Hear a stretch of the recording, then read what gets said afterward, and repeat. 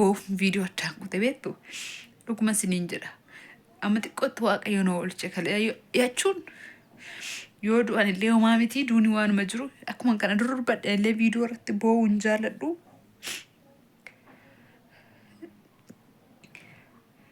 Maali beektu waaqayyo baay'ee nama gargaara waan barbaadda nama nadhaa amantiin kamiyyuu abbaan itti amanatee jiraannaan oolchaadha waaqayyo waan itti amante santu si oolcha. Anamma du'a koo miti kan na boochisu maaltu natti dhagahame beektu bakka utuu iddoo akkanaa geenya iddoo akkasii geenya jennee otoo waan guddaa hawwinu otoo diida ga'u yaannu yeroo seexanni sakandii tokko keessatti bar iddoon naqannabe sakandii keessatti asuman taa'ee akkuma taa'ee jirutti taa'eetuman jira akkasumatti akkuma amma taa'ee jiru kanatti akkumatti hin jira garuu namni tokkitti na bira hin jiru akkanan gufe garuu duubarra wanta mana boochise maal akka ta'e beektu ani du'uu koo miti yoon deemaa miti birqii miti duuni yookaan ani lafa siiles taadha nam tokko lafa hin siilesu namni kamiyyuu hin du'a garuu waaqayyo oolchaadha singarrama dhugaa guyyaa kana nan argadhaan seene fayyaadhuma osoo hin jiruun fayyaadhuma iddoon naqe dhabe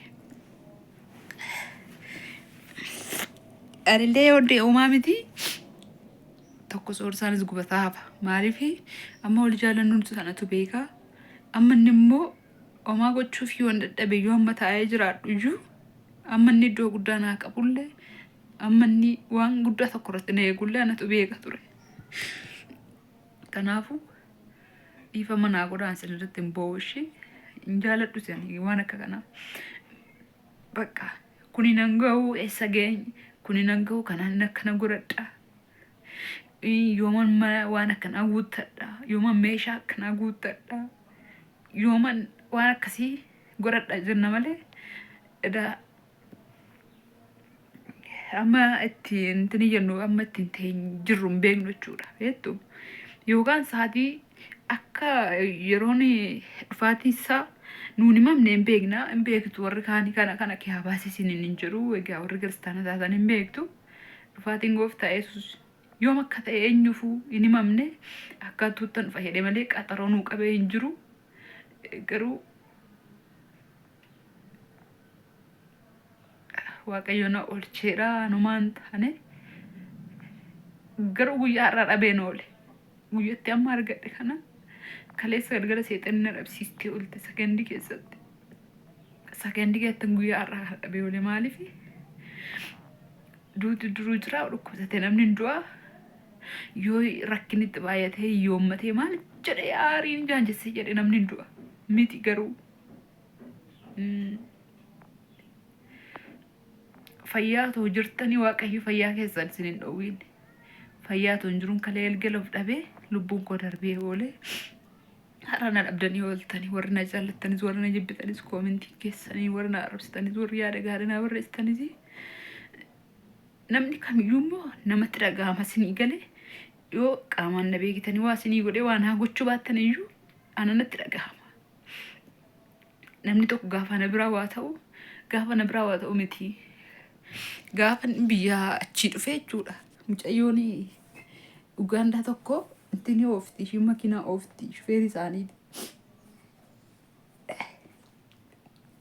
ammatti dhagahame boossee dhiisuu diddee boolee keessaan nageesse boolee Dubaay keessaan nageesse niitii mamadaamii wajjin baay'ee itti dhagahame boossee dhiisuu didde gaaf sana maali boossaa dhiisii siin dawalanuu yoo kanaachi immoo galeen deebanan dhufa hin jedhe maaliif namatti dhagahama namni yoo umaa sinii gochuu baadhu jaallina argutanii qaamaan eenyummaa kolftanii arguu baattanu dhugaa baay'ee namatti dhagahama.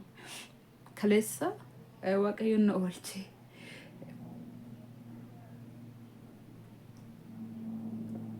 guyyaa har'a ayyaana jedhee hojjedhus ayyaanni akkuma isinitti hime ayyaanatti naman wani jiraachuu kottan yookiis jiraachuu namaatti naman yookiin immoo saatii argachuu keenyatti naman wanni ittiin innaan achi jiru soorsaan lolaa beemaa akka ta'e beektu yeroo inni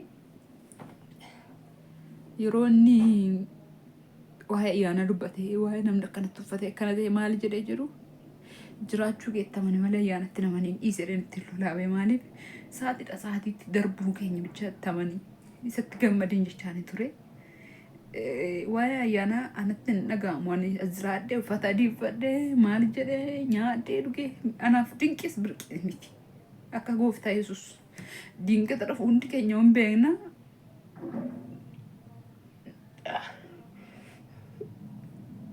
Garuu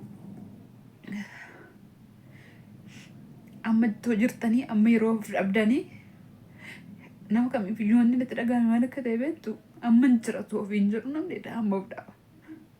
Bakka namni kamiyyuu otoo makiinaa bitadha mana bitadha boru gadeen kana godhadhatu jedhu sakandii keessatti yeroo lubbuu isaa dhabu baay'ee namatti dhagahama. Edaa fedha keenyaa miti duras kan jiraannu ammas kan jiraannu fedhii keenyaa miti waaqayyoodha kan nu jiraachisu. Garuu amma jirrutti daba waliif iyyaannu nama warratti sin goonu dhugaan siniin jedha. Anamba hundi homaa miti akkuma siniin jedha du'uun koo anaaf birqii miti haadha koofis homaa miti ishiin boossus karaa nani jiru sana biyya nani jiru sana yookiis magaalaa nani jiru sana ilaalaa hafti malee inni dhufti yookiin immoo ishii bira naqattee anatti ishii irraa fagoo jira akkuma beekitan hundi isaanii ishii bira jiru karaa ilaalaa hafti malee homaan taatu. Garuu amma toon jiru bor waan ayyaanan hojjedha bor viidiyoon wajjiniin hojjedha jedhee bor immoo iftaan immoo waldaan deema mana noolu. Kanaafuu lammaffoo dafee waan adda addaa hojjetadhee eedes waxiis hojjedhee waan hojjetamu hundumaan hojjedhee roobii waldaan dhaqara kaayyoon koo. Garuu guyyaa barii guyyaa waalcha godhee tole seeqanni waaqayyo na oolcheera dhiifama naa godhaa. Ishi namarratti bu'uus hin jaalladhu boo'ees hin beeku. Garuu wanni itti dhagahame sirriitti maal akka ta'e beektu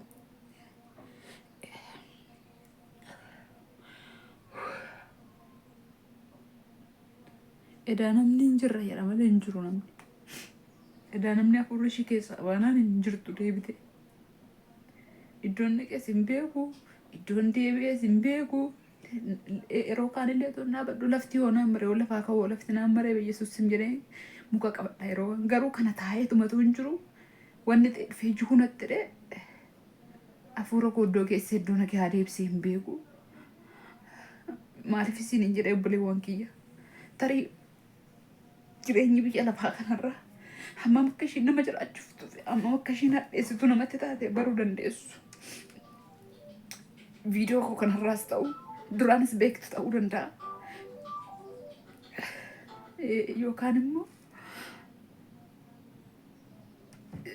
sobduudha jireenyi biyya lafaa baay'ee nama goomsiti. Anillee toon du'eeyyoo waan baay'ee argeera amma ammaatti gaariis jaraas argeen ture. Garuu dhalli koo waan garaa koo keessa jiru yookaan jiru otoo gaarii fi yaraan argiin ana wajjiniin isti yookaan sababii dadhabbii kootti ta'a yookaan sababii cubbuu kootti ta'a. Dhalli koo ana wajjin duutee biyyootti dabalamtee olte foon ishii afurri keenya ol ba'uyyuu foon keenya lafuma. Kanaafuu nama goomsa jireenyi biyya lafaa wanni hundumtuu hin darba dhuguma akka macaafni qulqulluu jedhusi.